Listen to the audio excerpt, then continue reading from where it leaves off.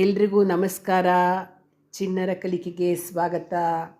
ಮಕ್ಕಳ, ಇವತ್ತು ನಾನು 4ನೇ ಅಧ್ಯಾಯದ 41ನೇ ಶ್ಲೋಕ, ಭಗವದ್ಗೀತೆಯ 4ನೇ ಅಧ್ಯಾಯದ 41ನೇ ಶ್ಲೋಕವನ್ನು ಹೇಳ್ಕೊಡ್ತೀನಿ.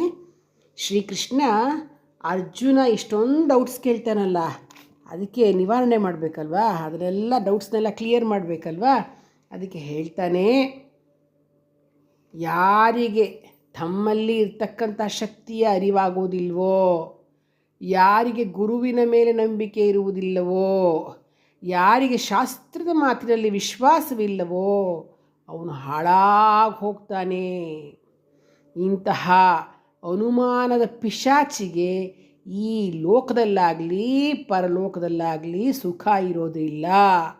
ಯಾಕೆ ಅಂದರೆ ಅಂತ ಹೇಳ್ತಾನೆ. ಹೇಳ್ಕೊಡ್ತೀನಿ, ಹೇಳ್ತೀರಾ ಅಲ್ವಾ ಮಕ್ಕಳ? ಯೋಗ ಸನ್ಯಸ್ತ ಕರ್ಮಾಣಂ ಜ್ಞಾನ ಸಂಚಿನ್ನ ಸಂಶಯಂ ಆತ್ಮವಂತಂ ನ ಕರ್ಮಾಣಿ ನಿಬಧ್ನಂತಿ ಧನಂಜಯ. ಯೋಗ ಸನ್ಯಸ್ತ ಕರ್ಮಾಣಂ ಜ್ಞಾನ ಸಂಚಿನ್ನ ಸಂಶಯಂ ಆತ್ಮವಂತಂ ನ ಕರ್ಮಾಣಿ ನಿಬಧ್ನಂತಿ ಧನಂಜಯ. ಯೋಗ ಸನ್ಯಸ್ತ ಕರ್ಮಾಣಂ ಜ್ಞಾನ ಸಂಚಿನ್ನ ಸಂಶಯಂ ಆತ್ಮವಂತಂ ನ ಕರ್ಮಾಣಿ ನಿಬಧ್ನಂತಿ ಧನಂಜಯ.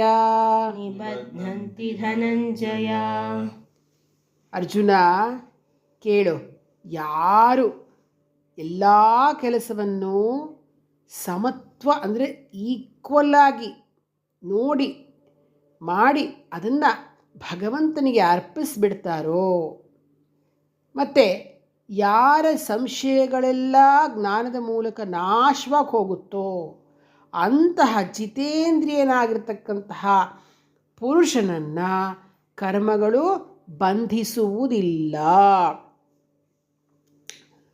ಅಂದರೆ ಪರಮಾರ್ಥ ಜ್ಞಾನ ರೂಪವಾಗಿರ್ತಕ್ಕಂತಹ ಯೋಗದಿಂದ ಧರ್ಮಾಧರ್ಮ ರೂಪವಾಗಿರ್ತಕ್ಕಂತಹ ಎಲ್ಲ ಕರ್ಮಗಳನ್ನು ತ್ಯಾಗ ಮಾಡಿದವನನ್ನು ಆತ್ಮ ಮತ್ತು ಈಶ್ವರ ಏಕತ್ವ ದರ್ಶನ ಅಂತಕ್ಕಂತಹ ಜ್ಞಾನದಿಂದ ನಷ್ಟವಾಗಿರ್ತಕ್ಕಂತಹ ಸಂಶಯ ಉಳ್ಳವನನ್ನು, ಪ್ರಮಾದವಿಲ್ಲದವನನ್ನು ಕರ್ಮಗಳು ಬಂಧಿಸುವುದಿಲ್ಲ.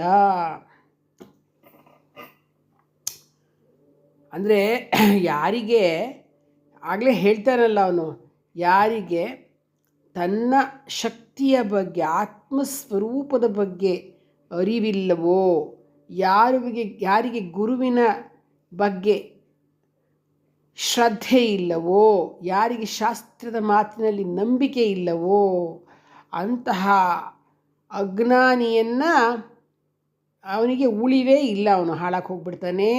ಯಾರಿಗೆ ವಿಶೇಷವಾಗಿ ತನ್ನಲ್ಲಿ ಇರ್ತಕ್ಕಂತಹ ಆತ್ಮನನ್ನು ಅರಿತುಕೊಂಡು ಮತ್ತು ಕೆಲಸಗಳನ್ನು ಸಮತೆಯಿಂದ ಮಾಡಿ, ಅಂದರೆ ಎಲ್ಲವನ್ನ ಸಮತ್ವದಲ್ಲಿ ಕೆಲಸವನ್ನು ಮಾಡಿ ಅದನ್ನು ಬುದ್ಧಿರೂಪಿ ಯೋಗದಿಂದ ಭಗವಂತನಿಗೆ ಅರ್ಪಣೆ ಮಾಡಿರ್ತಾರೋ, ಮತ್ತು ಅವರ ಸಂಶಯಗಳೆಲ್ಲ ಅವ್ರು ಪಡ್ಕೊಂಡಿರೋ ಜ್ಞಾನದ ಮೂಲಕ ನಾಶವಾಗಿ ಹೋಗಿದೆಯೋ ಅಂತಹ ಜಿತೇಂದ್ರಿಯನಾಗಿರ್ತಕ್ಕಂತಹ ಪುರುಷನನ್ನು ಕರ್ಮಗಳು ಬಂಧಿಸೋದಿಲ್ಲ.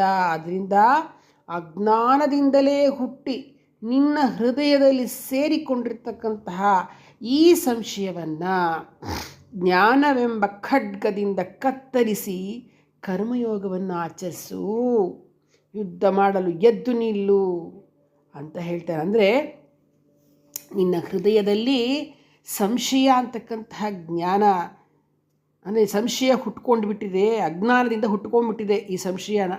ಅದನ್ನು ಜ್ಞಾನ ಅಂತಕ್ಕಂತಹ ಖಡ್ಗದಿಂದ ಕತ್ತರಿಸಿ ಹಾಕ್ಬಿಟ್ಟು ಕರ್ಮಯೋಗವನ್ನು ಮಾಡು ಅಂತ ಯುದ್ಧ ಮಾಡಿ ಎದ್ದು ನಿಲ್ಲು ಅಂತ ಹೇಳ್ತಾ ಕೃಷ್ಣ ಅರ್ಜುನನಿಗೆ ಹೇಳ್ತಾ ಜ್ಞಾನ ಕರ್ಮ ಸನ್ಯಾಸ ಯೋಗ ಅಂತಕ್ಕಂತಹ 4ನೇ ಅಧ್ಯಾಯ ಮುಗಿಯುತ್ತೆ. ಈ ಶ್ಲೋಕವನ್ನು ಪ್ರತಿನಿತ್ಯ ಹೇಳ್ಕೊಳ್ತಾ ಇದ್ದರೆ ನಿಮಗೆ ಡೌಟ್ಸೇ ಬರೋದಿಲ್ಲ. ಎಕ್ಸಾಮ್ನಲ್ಲಿ ಪಾಠದಲ್ಲಿ ಕೇಳಿಸ್ಕೋಬೇಕಾದ್ರೆ ಪಾಠ ಕೇಳಿಸ್ಕೋಬೇಕಾದ್ರೆ ಸ್ಕೂಲಲ್ಲಿ ಯಾವತ್ತೂ ಯಾವುದೇ ವಿಷಯದಲ್ಲೂ ಕೂಡ ನಿಮ್ಗಳಿಗೆ ಡೌಟ್ಸೇ ಬರೋದಿಲ್ಲ. ಮತ್ತು ಕಾನ್ಸಂಟ್ರೇಷನ್ ನಿಮಗೆ ಇಂಪ್ರೂವ್ ಆಗುತ್ತೆ. ಮಕ್ಕಳ ಇದು ನಿಮ್ಗೆ ಮುಖ್ಯವಾಗಿ ಬೇಕಾಗಿರೋದು ಅದಲ್ವಾ, ಡೌಟ್ಸ್ಗಳು ಬರಬಾರ್ದು, ಕಾನ್ಸಂಟ್ರೇಷನ್ ಚೆನ್ನಾಗಿ ಇಂಪ್ರೂವ್ ಆಗಬೇಕು. ಅದಕ್ಕೆ ಈ ಶ್ಲೋಕವನ್ನು ನೀವು ಪ್ರತಿನಿತ್ಯ ಹೇಳ್ಕೊಳ್ಳೋದು ಒಳ್ಳೆಯದು. ಈಗ ಒಟ್ಟಿಗೆ ಹೇಳೋಣ ಎಲ್ರೂ.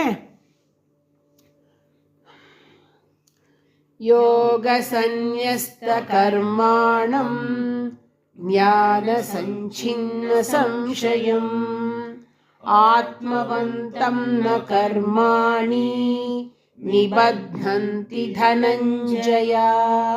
ಶುಭಮಸ್ತು.